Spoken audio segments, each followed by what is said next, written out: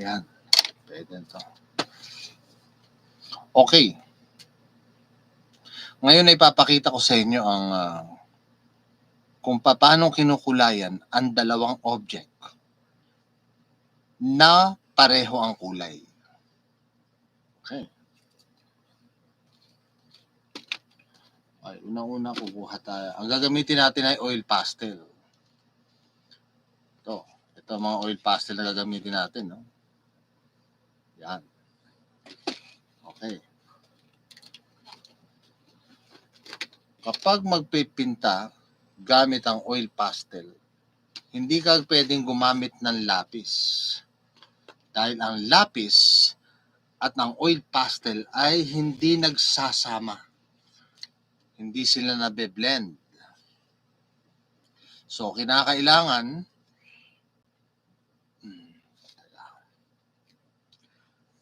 oil pastel din ang gagamitin mo. Yung oil pastel na gagamitin mo ay yung neutral color. Katulad ng brown, gray. Yan. Kung ang papel naman ay kulay itim, yan, gagamit ka ng neutral color na kulay puti o gray. Okay? Isa pang neutral color ay black. Kaya lang, hindi natin pwedeng gamitin yon dahil mahirap kontrolin ang black. So, masyado siyang magiging madumi ang ating artwork kapag gumamit tayo ng black. Okay. Sabihin natin ang object na aking napili ay yung sliced watermelon. Sabihin natin ito, sliced watermelon.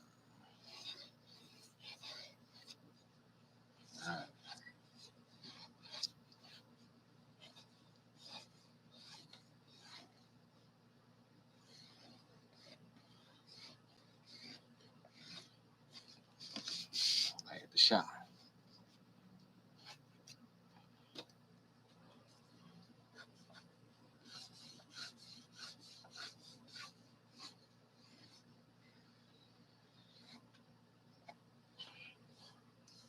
Alright.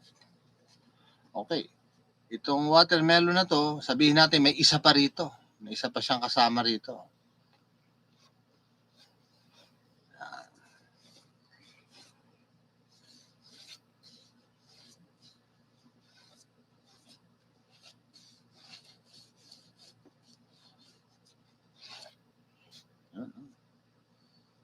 Yan. Yung kasama niya yung watermelon na yan. No?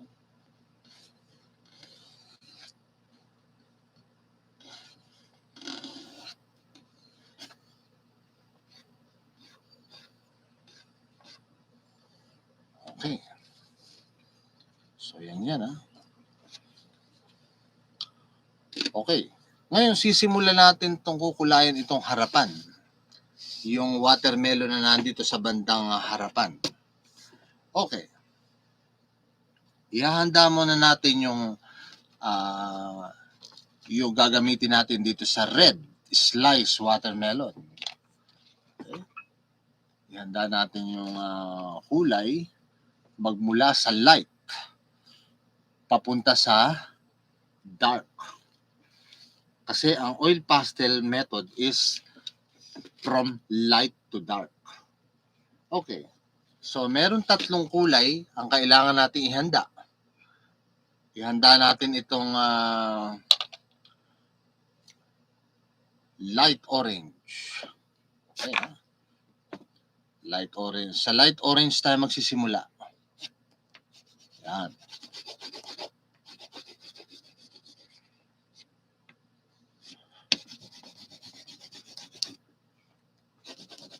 Yan, naniniwala ba kayo na may light orange na watermelon? Wala. Pero ayon sa pagkukulay, kinakailangan magsimula ito sa light papunta sa dark. Okay, isusunod natin yung orange, yung mas madilim ng konti sa kanya.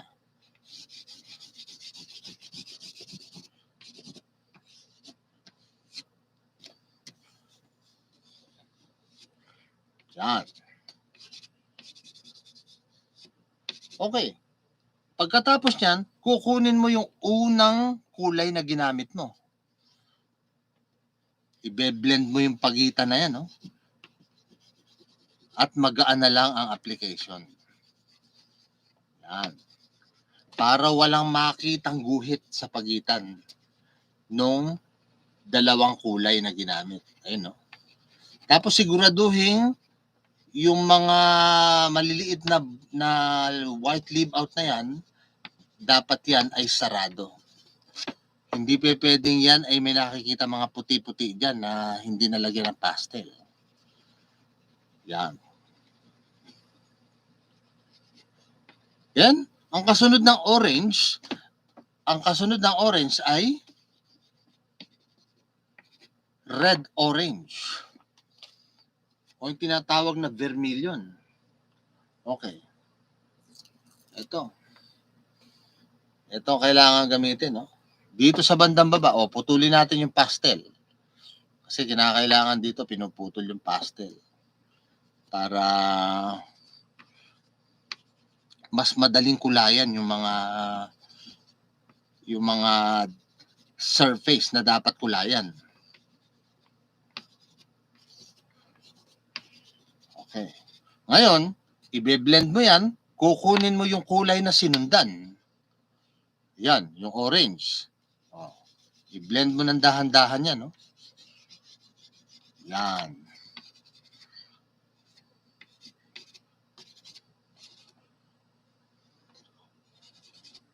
Yan.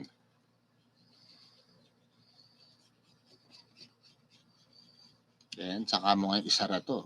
Yung mga butas na yan. Okay. Sunod nating ilalagay, di ba, ang watermelon kapag hiniwa ito, nakikita natin yung balat na merong light green, na merong parang puti yung balat. Okay, kukuha tayo ng light green. Ayan, no? Lalagyan natin dito.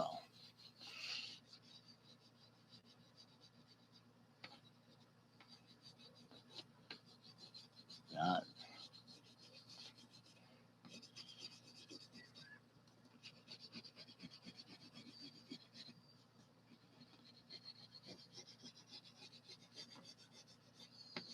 Yan. Kapag nailagay mo na yan, so nakikita natin yung balat ng pakwan ay mayroon parang puti. Dito, lalagay mo yan, no? Yan. At the same time, nabe-blend yung pagitan yung loob ng pakwan at saka ng balat.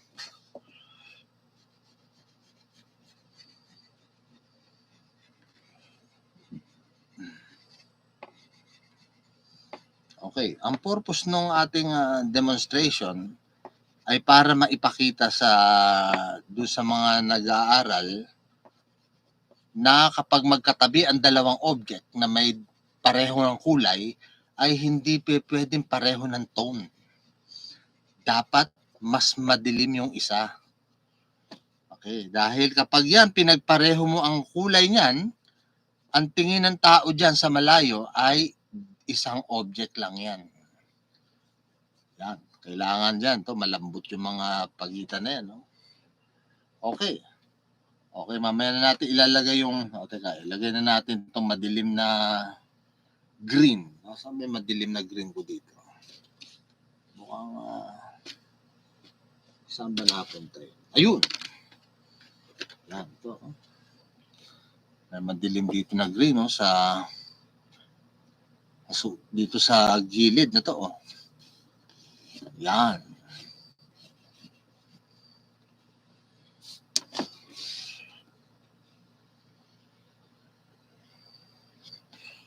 Okay. Okay, mamaya natin babalikan yan. Ngayon, dadako tayo dun sa kabilang object na mayroong kung saan ay pakwan din. Ngayon, kung kanina ay nagsimula tayo sa yellow-orange, okay, So, kinakailangan dark itong nandun sa likuran. So, magsisimula na tayo dun sa light red na. Light red na ang simula dito na nasa likuran na to. Oh. Yan.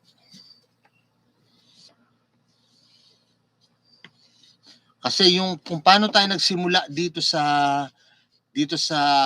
object na nasa harapan ay hindi natin pwedeng i-apply dito sa nasa background. Yan. Kailangan sa yung umpisa pa lang niya ay medyo madilim na ng konti. Teka.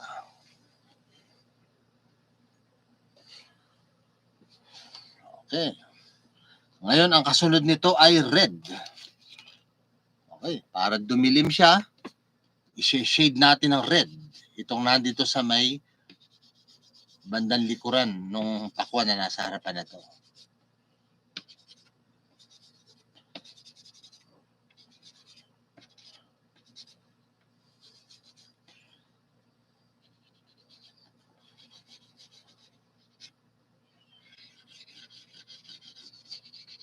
Ayan, no?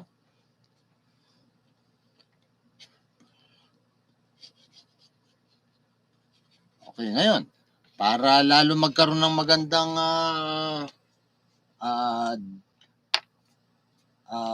drama itong slice ng pakwan na nasa likuran, kumuha pa kayo ng dark red. Nasa nyo, ilagay ito, dark red, oh. Yun. Yan ang ilagay nyo dun sa background. Yan, wag masyado ha. Kailangan kasi maipakita rin yung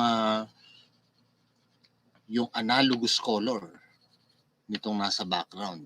Maski itong harapan na to ay ginamitan ito ng analogous color method. Yan. Okay. Ganon din ang gagawin natin dun sa balat ng watermelon. Yan. Lagyan ng konting light green. Pagkatapos, ayan, sa kabila, ganun din. Pagkatapos, kukuha tayo ng white. Yan. Lalagyan mo rito para mag-blend yung red at saka yung light green.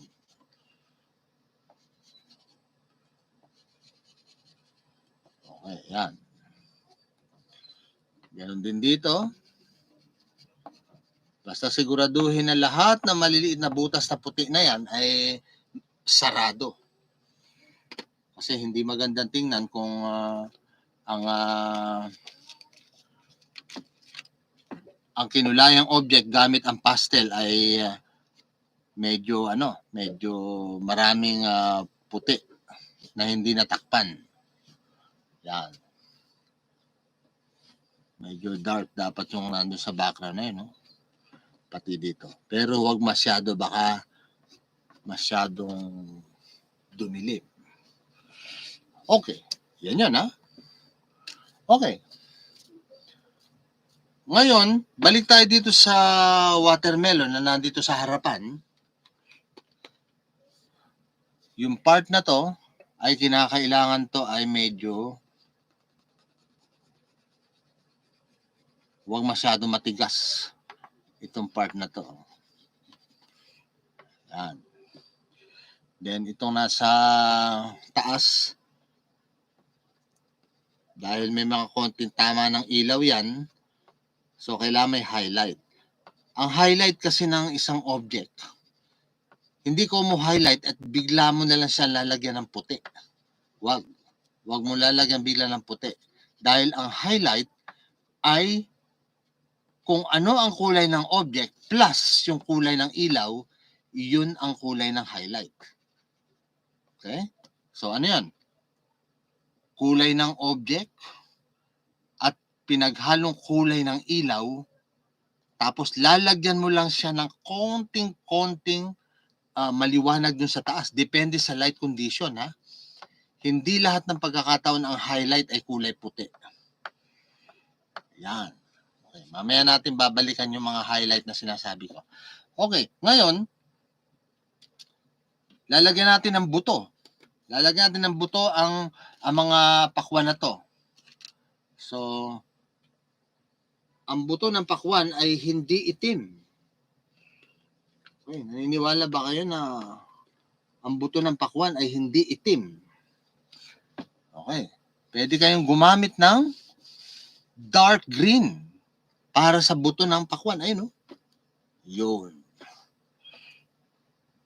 Gamit ka ng dark green. Tapos yung buto ng pakwan, huwag masyadong exaggerated. May malaki, may maliit. Kasi hindi lahat ng buto ng pakwan ay nakalabas kapag hiniwa. May nakasungaw lang yung dulo at merong buo nakalabas. Yan, ganyan lang dapat ang buto ng pakwan na ipapakita mo. Ngayon, dito sa harapan, hindi ganun ka-dark na green ang gagamitin mo. Kinakailangan gumamit ka rin ng isang green na dark pero hindi kasing dark nung ginamit mo dun sa nauna. Okay. So, hanap tayo ng ano rito. Yung isang uri ng dark green na medyo light dun sa nauna natin ginamit. Ito.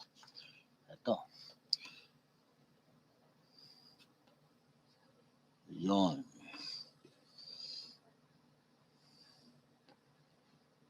Yeah, kaya mahalagang kumokopya sa live object para alam mo kung ano yung tunay na posisyon ng mga detail. Mahirap kasi yung mga ini-imagine mo lang yung ginagawa mo eh. Kaya kailangan ganyan lang yan. Oh. Simpleng-simple lang. Okay, ganyan ha. Okay. Okay, lagyan pa natin ng ng ibang object. Ng ibang object na merong parehong kulay pero magkaiba ang rendition. Okay, halimbawa, ang idadagdag nating object isip tayo. Okay. Masyadong maliit itong papel para lagyan natin ng ano. Okay, lagyan na lang natin siya ng isang object. Katulad halimbawa ng lemon. Dito, lagyan natin dito ng lemon.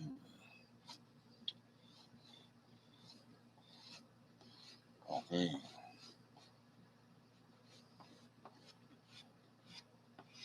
Yan, no?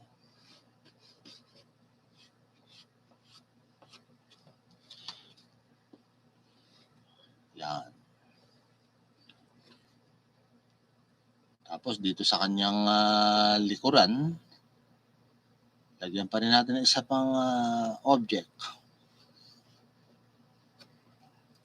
Halimbawa, may isa pang lemon dito.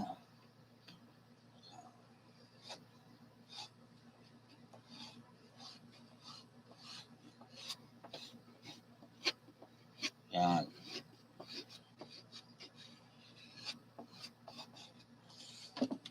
Yan. Dalawang lemon, no? Okay. Kukulayan natin to. So, kadalasan yan, alam na natin kung anong kulay ng lemon. Okay, dilaw. Pero kinakailangan, yung nasa harapan niya ay mas light. Gagawin natin lighter yung nasa harapan. So, yun. Kumuha tayo ng isang yellow na napaka-light. Ito.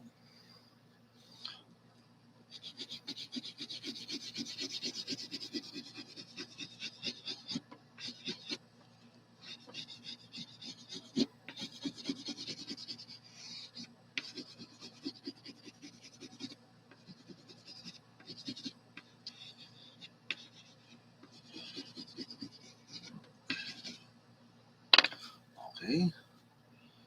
Ngayon, yung lemon na nandun sa likod, establish mo na agad na mas madilim siya. Yan.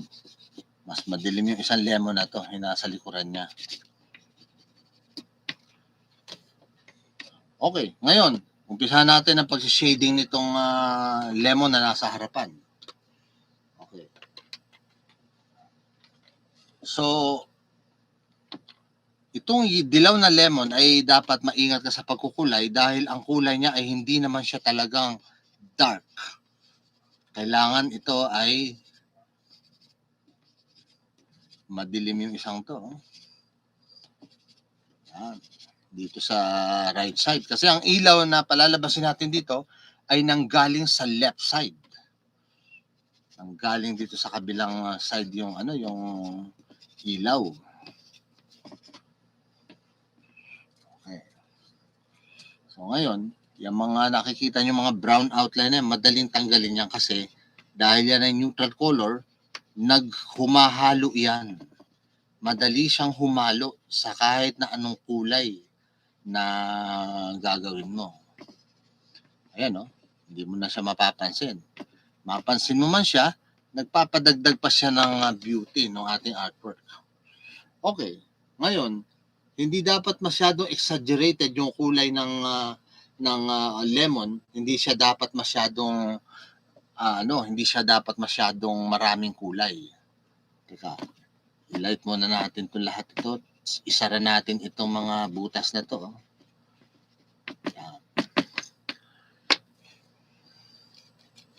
Tapos kukuha tayo ng konting pampadilim na konting-konti lang dito. Yon. Yan, nagkakaroon na ng volume yung lemon. Saka mo ngayon siya i-blend ng konti. Yan.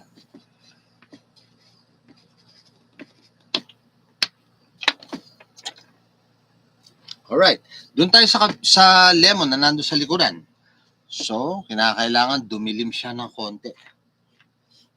Okay. So, pwede kayong gumamit ng yellow ochre para i-shade yung isang lemon na to.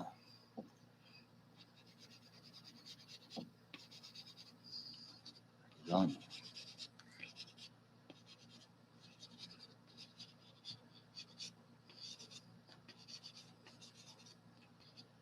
Yan. Okay. Ngayon, pwede kayong gumamit itong brown para dumilim agad tong isang to.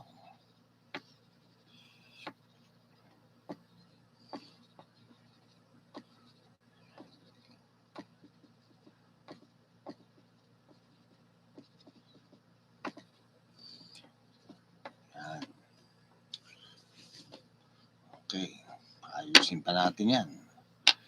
Okay, ngayon, ibe-blend muna natin to para sumara itong mga butas na to.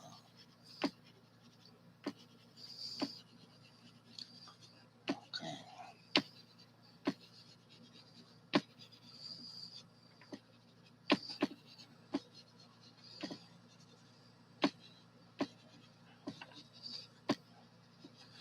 Okay, yan.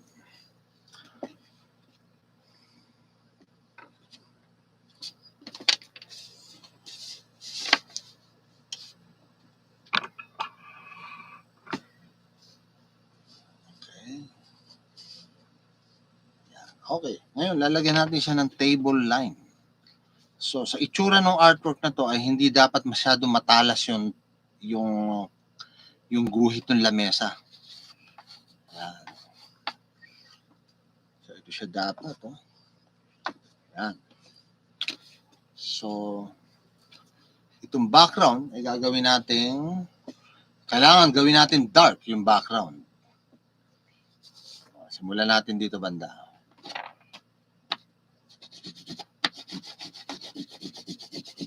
Yan, dapat dark.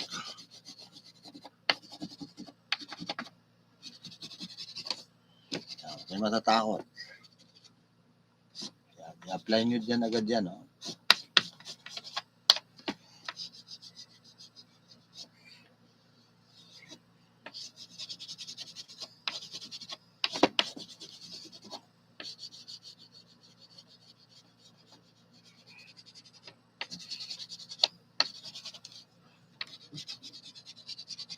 Yan. So, itong table line ay hindi dapat masyado matalas. Okay, tapos itong background, lalagyan natin ng dito banda rito, lagyan natin ng green. konting green.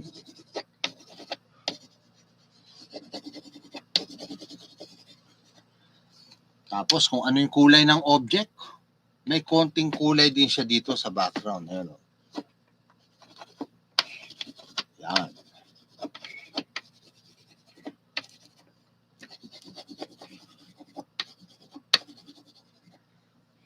Yan. Mamaya natin yung iisa-isahing isara yan, yung mga nasa background na yan.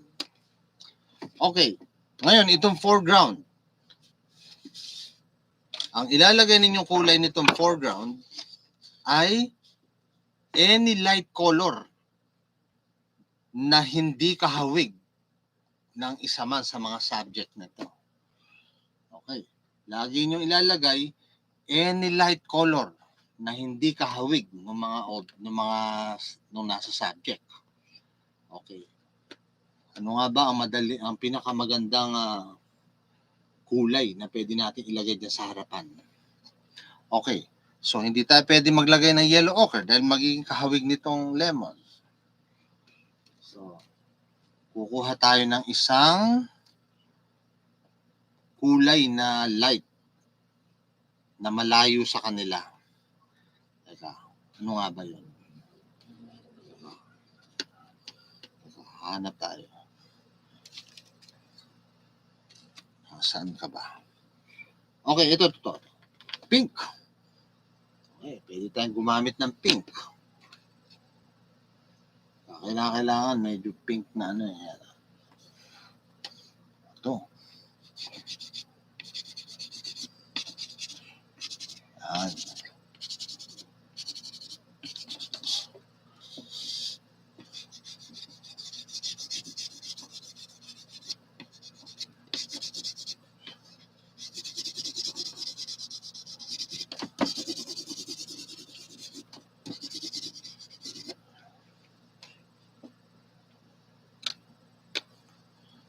So, may mga pink na yun.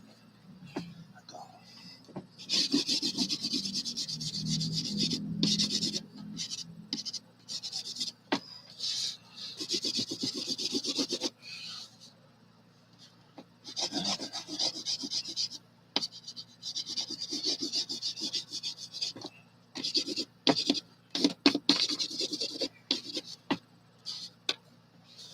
Okay, para hindi maging exaggerated na parang pink naman yung lamesa. Okay. Kumuha ka rin ng konting yellow ochre, i-apply mo dito sa harapan, no? Dito sa program. Konting-konti lang. Yan.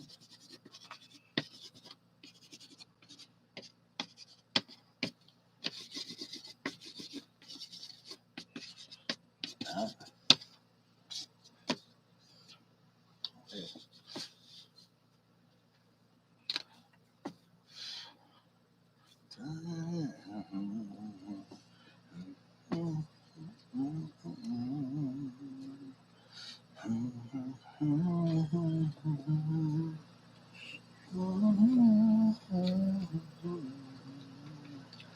Okay. Ngayon, iisa-isahin natin ito, yung mga isasara natin yan, no?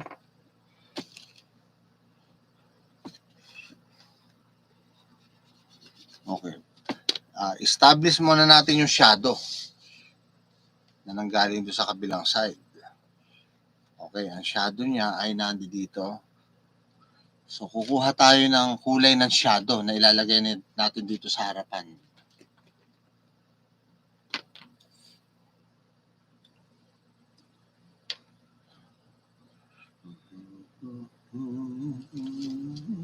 Okay. So, ito. Pwede tayong gumamit ng shadow na kulay green, no? Yan. Okay. I-drawing mo muna yung shadow. Then, pati ito. Pag hindi kaya, kumuha ng mas madilim na green. Ito. Yan, drawing mo muna yan, shadow na yan. At, ito naman yung isa. Pati itong watermelon, meron tong shadow rito. Okay.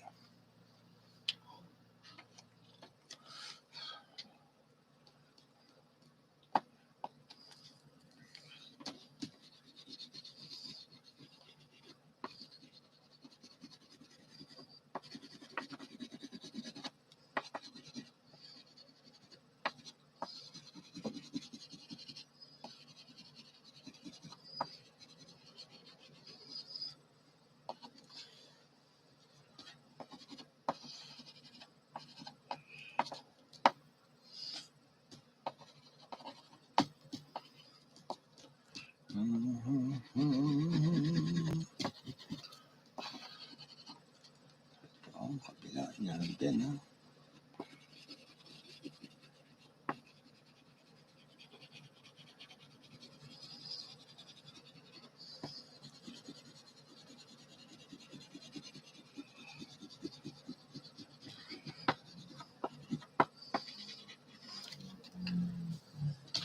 Okay.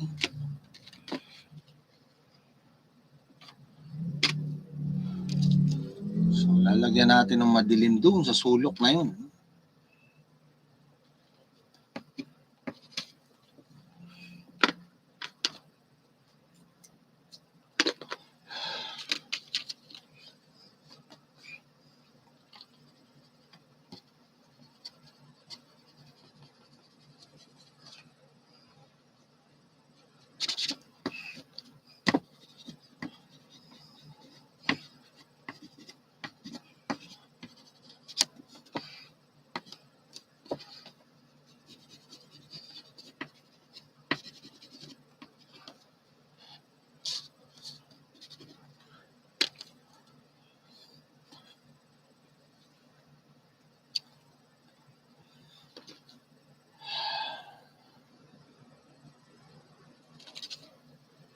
Ilagyan natin dito ng dark brown.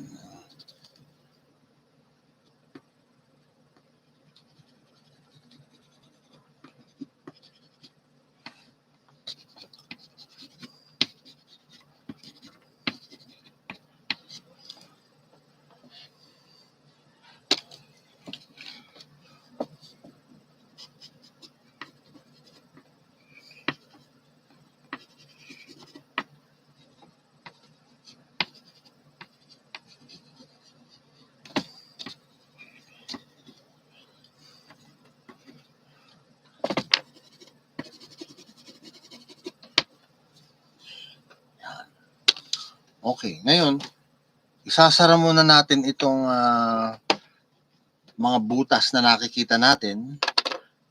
Merong isang method na pwede kayong gumamit ng artist medium.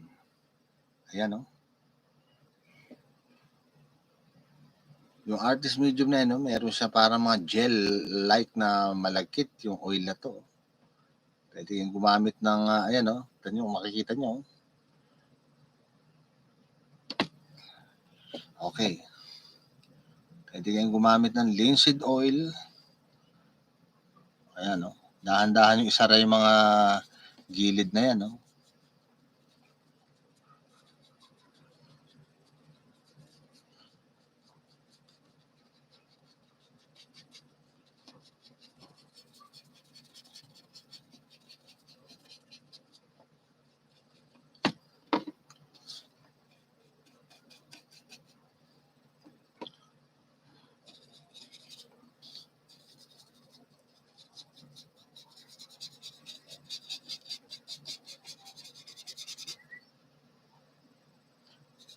Yan.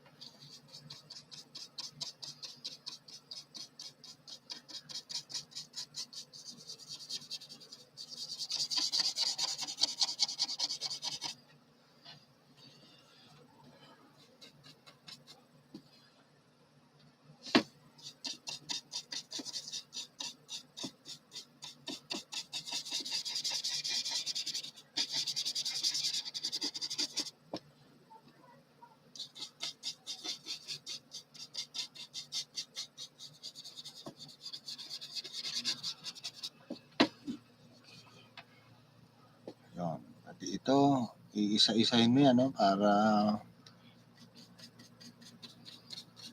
lumambot yung mga pagitan ng shadow at ng lamesa.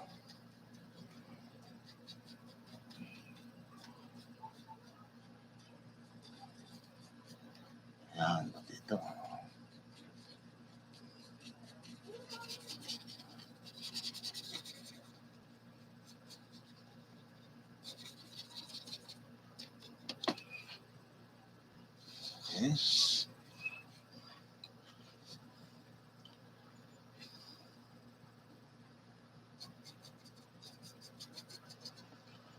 Ayan, pati itong background.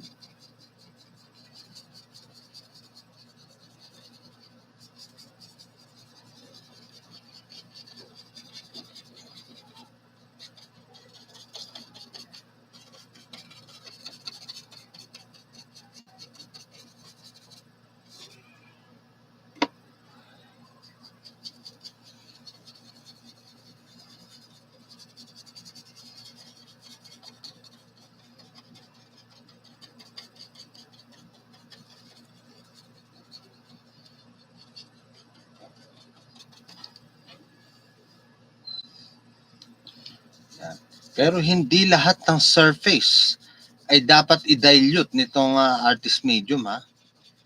Kasi pagka masyadong nabasa ng oil, yung mga surface ay baka maging exaggerated, baka mawala na sa itsura nung hagod ng pastel ang mangyari.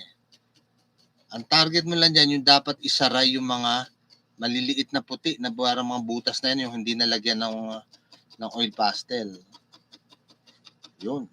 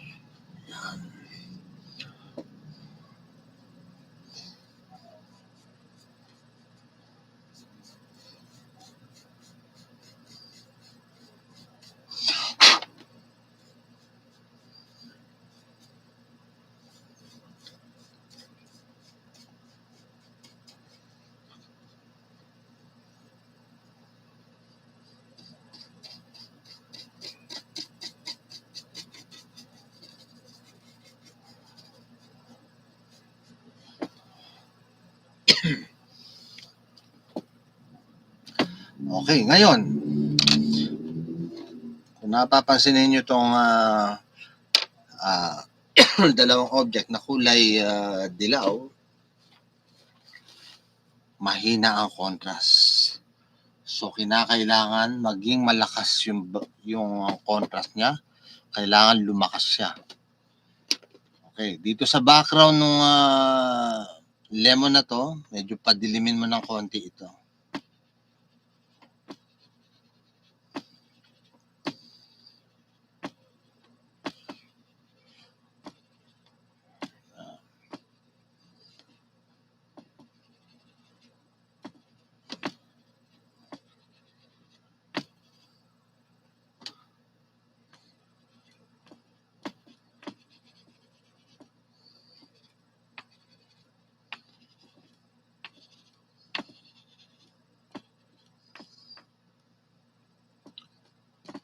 And din dito, may konting shade dito.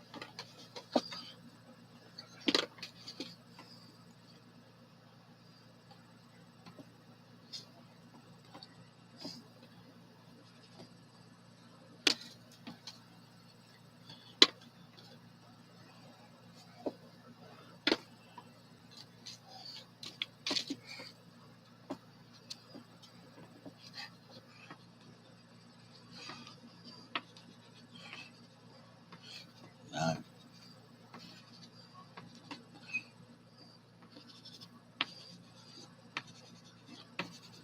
Yan, kahit medyo mawala ng konti yung table line, basta't kailangan ma-provide mo yung contrast nitong subject na nandito sa middle ground. Okay, ginamitan ko ng brown pero kinakailangan ayusin yan. Kinakailangan lagyan mo to ng konting dark blue.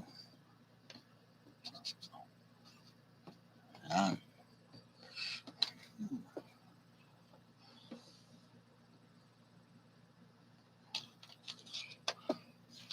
Okay, saka dark green.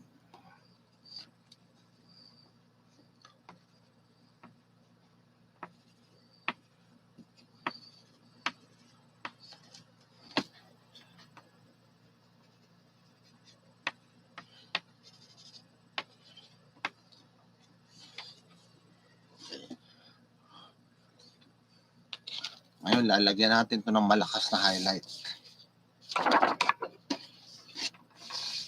Yung lemon, kailangan magkaroon siya ng highlight. Kung dito nang galing yung ilaw, so, doon galing ang ilaw. Doon. Yan. Teka, to. Doon ang galing ang ilaw. Yan, doon. Banda ron. So, ibig sabihin, on the opposite side, nandito yung shadow. So, the placement of highlight ay nandoon sa source of light. Okay, anong gagamitin? Hindi diretsong white ang gagamitin. Kung yellow ang object, kumuha kayo ng very light yellow. Okay? Naples yellow.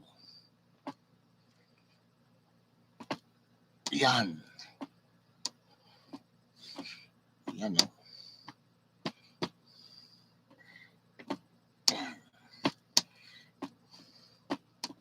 Basta't wag lang diretsong white. Okay, yan. Dito rin, meron din malakas dito. Oh.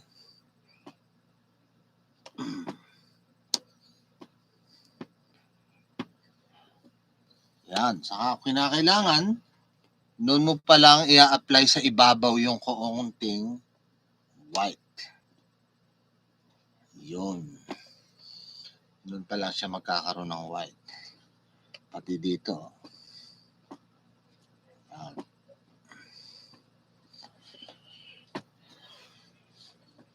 Okay.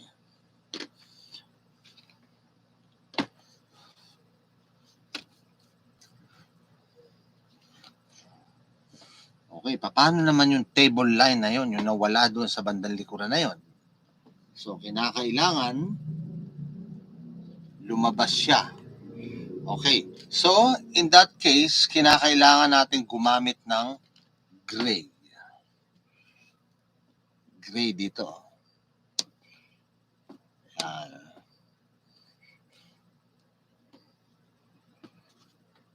Yun, no? Huwag kayo manatakot kung mabasag yung pastel nyo na ganyan, no? Lalo pa nga nagpapaganda ng artwork nyo yan, no? Yun. Huwag nyo papagpagan. Doon nyo na siya durugin. Durugin nyo na siya ng kapwa niya pastel at para doon na siya dumikit. Ayan, no? Yan ang mga technique niya, ha? Ayan, no? Yun.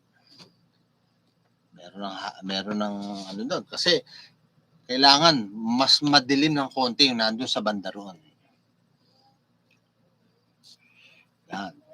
Tapos yung mga sobra na yan, kinakailangan, yan, pwede nyo tanggalin yung mga sobra na yan. Yan. Okay, dito tayo sa kabilang side. Ang table line ay mas maliwanag ng konti dahil nandun yung source of light. So, pwede nyo gamitin itong Naples yellow. Dito. Yan.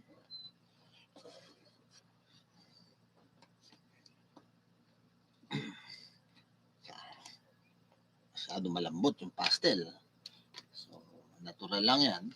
Kaya nga tinawag siyang soft pastel. Malambot. Yan. Yan, ayan siya dyan, no? Huwag kayo may ilang na mayroong, ano ba yung nakabukol na yan? Bayaan nyo lang yan. O, dito, ilagay nyo ng konti rito. Yan.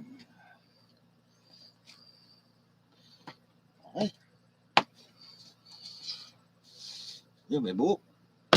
Pukpukin mo na lang yan para tuluyan na madurog yan. Okay. Ngayon, yung pakwan. Yan ang lalagyan natin ng magandang highlight. Okay. So, dito, lagyan mo. Kanina, nalagyan na natin ng color ng object, kaya ipapatong na lang natin itong white. Okay.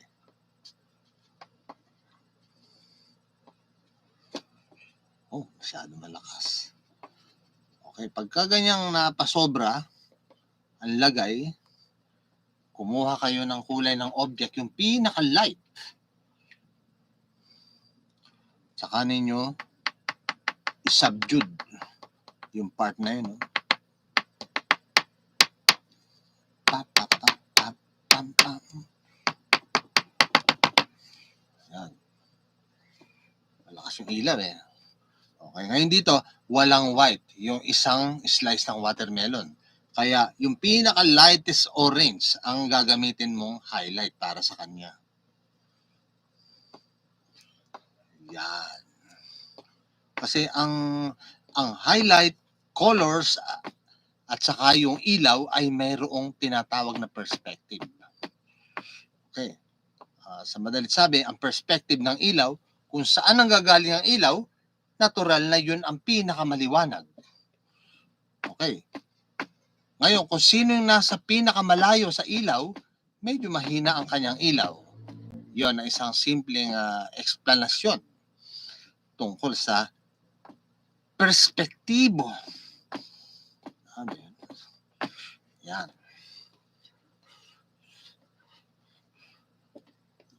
Okay. Palambutin natin ng konti ito. Yan. Okay. Okay. Ngayon. Ayan, no? Yan ang itsura niya. Okay. Ngayon, dito sa harapan, kinakailangan din magkaroon ng light. Magkaroon ng light yung harapan ng lamesa.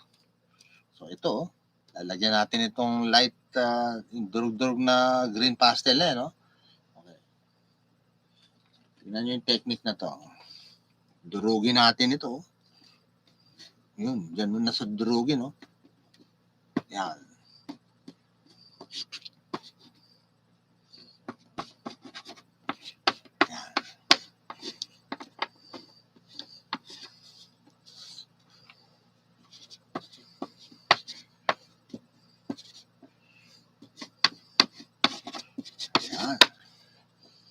Okay, saka natin aayusin itong konting, i-blend mo siya ng ganun, no?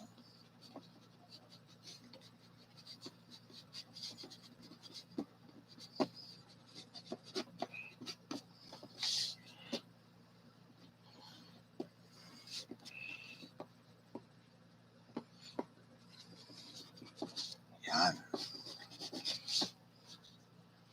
Okay. So, dito din, para hindi masyadong malungkot itong foreground, dito, lagyan mo rin dito ng konting liwanag, oh.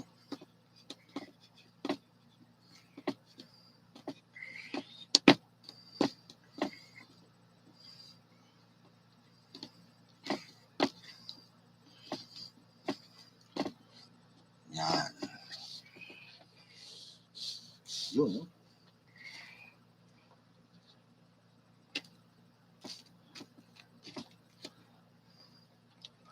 Okay, masyadong exaggerated yung ano na yun, no? Isang yun.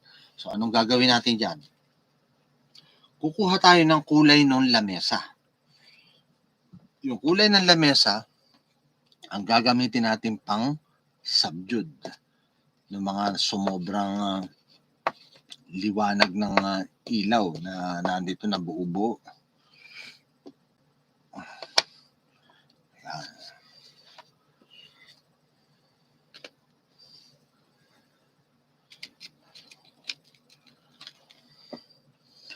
Yan, no? Siyempre, kung ano yung kulay ng pakwan, meron din mga touches dito sa harapan niya, no? Yan. Kasi yung mga bawat kulay niyan, lumilipad yan sa hangin. Yan.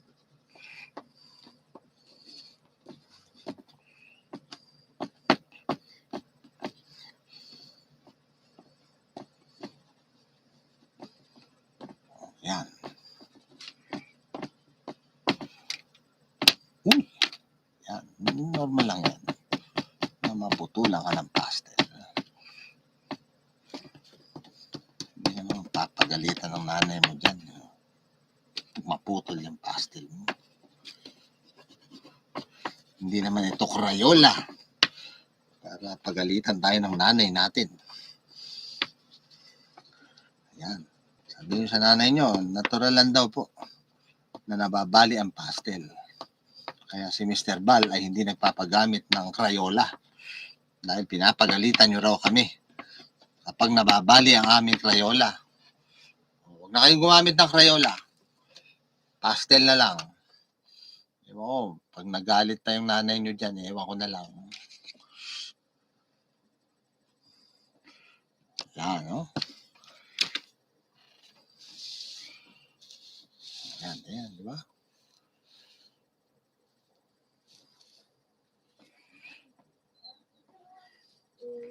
Yan. Ngayon, iisa-isahin natin yung detalye. Yung detalye na kinakailangan ay yun. Yan yung mga detalye na yun. Kailangan ma-provide mo yan. May madilim dyan.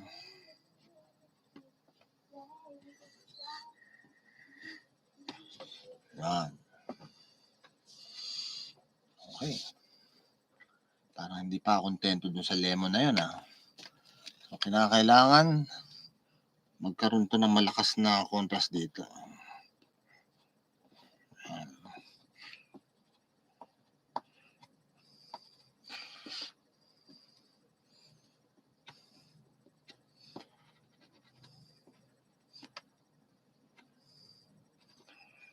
Yan.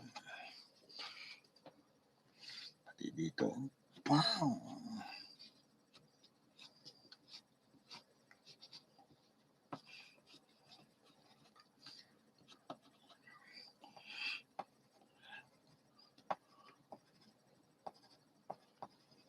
Yan, kapag kayo gumagawa ng pastel painting, oil pastel, huwag kayong gagamit ng itim, ha? Ako lang ang gagamit ng itim. Yan, ha?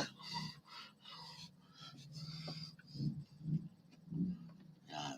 Actually, yung ginagamit ko ito ay hindi ito itim.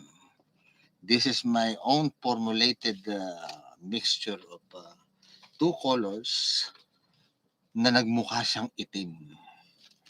But I do not use direct black. Okay.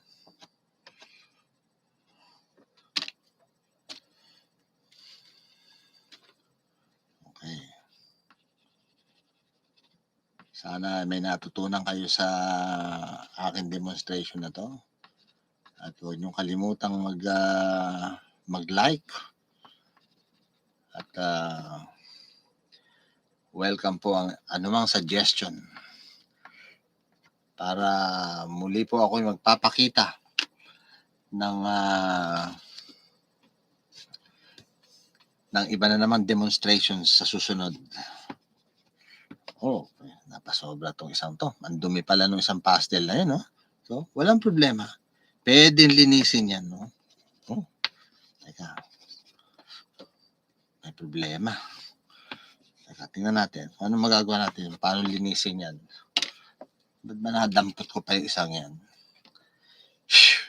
Okay, linisin natin. Yeah. Akala ko red. Ayan, no? Okay. Ayusin natin. Hindi ako kontento. Kuha tayo ng red, orange. Yun. Ano kasi, ang painting kasi, ano to eh, binubuo ito ng, kumbaga, bawat isang artwork ay isang solving problem to. May mga sitwasyon na parang nagkamali ka, pero later on ay masosolve ito. Okay. Ayan, no? Yan, teka. Ngayon, tingnan natin kung anong kulang. Okay. So, ang kulang na lang ay, ano, pipirmahan natin. Okay. So pinaka the best na side na ito ipirmahan dito sa right side.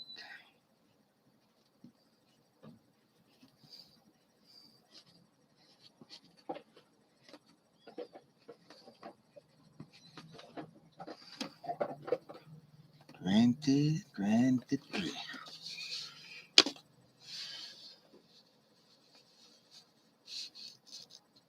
Yan, no?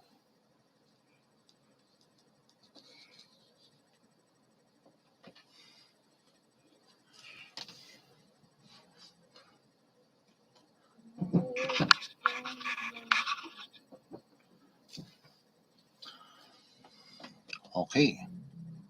Sana po ay may natutunan kayo sa aking demonstration na ito.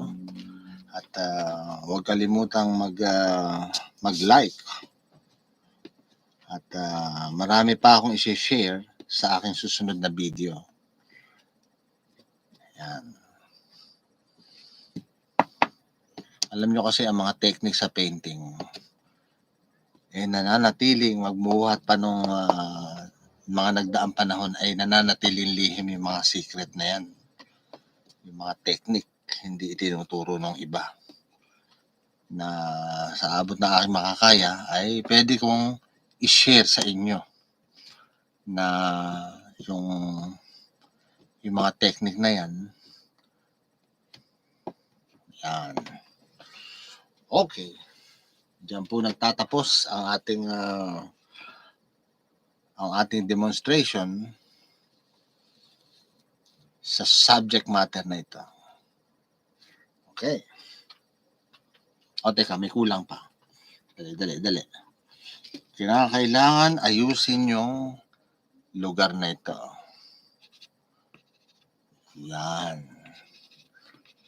Para lalo magkaroon ng volume yung object.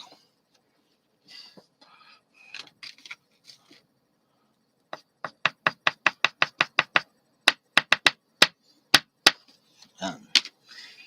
Alright. Hanggang sa muling pagkikita sa ating susunod na video. Maraming salamat po.